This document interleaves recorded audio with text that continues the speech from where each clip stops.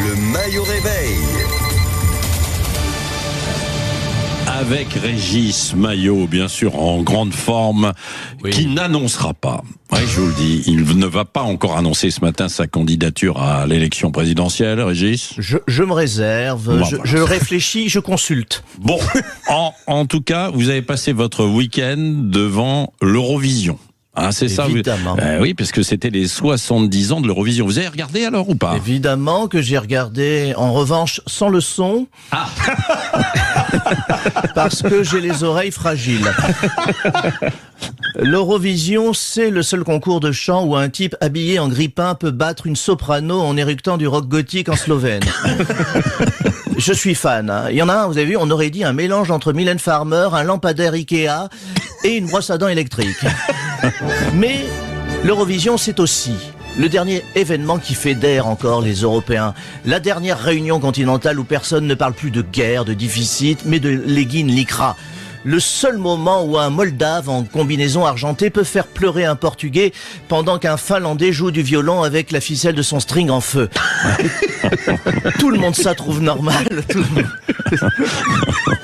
Alors, cette année, c'est la Bulgarie qui a gagné, Régis. Une énorme surprise, Patrick. Même les Bulgares ont demandé à recompter les points.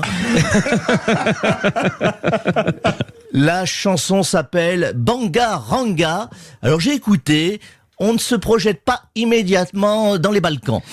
C'est pas la Marisva de Sylvie Vartan, c'est plutôt fitness techno sur Red Bull à 4h du matin dans un KFT de Sofia. Bon, et vous avez voté? Mais évidemment que non. Ah oui. Ah bah. Déjà parce qu'à chaque fois je crois qu'il faut envoyer, vous savez, un SMS surtaxé à la Slovénie, j'ai pas envie, mais j'adore ce moment, vous savez, où les porte-paroles annoncent les points, c'est Slovakia give 12 points to Polonia. On dirait les résultats du conclave au Vatican, mais avec davantage de paillettes sur les robes.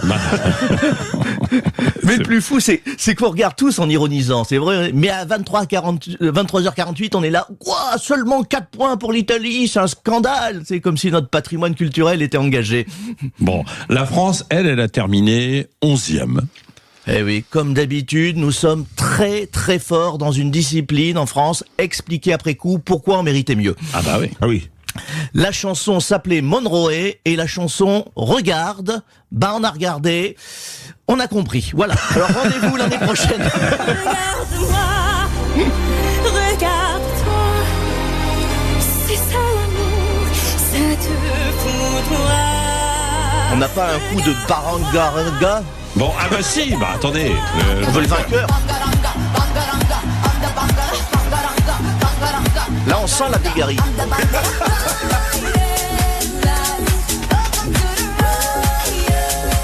Merci, il est bien 4h du matin, vous écoutez Sud Radio et Régis Maillot, hein, c'est exactement ça, absolument. Merci mon cher Régis. Allez, merci. On vous retrouve demain matin, bien sûr, la météo.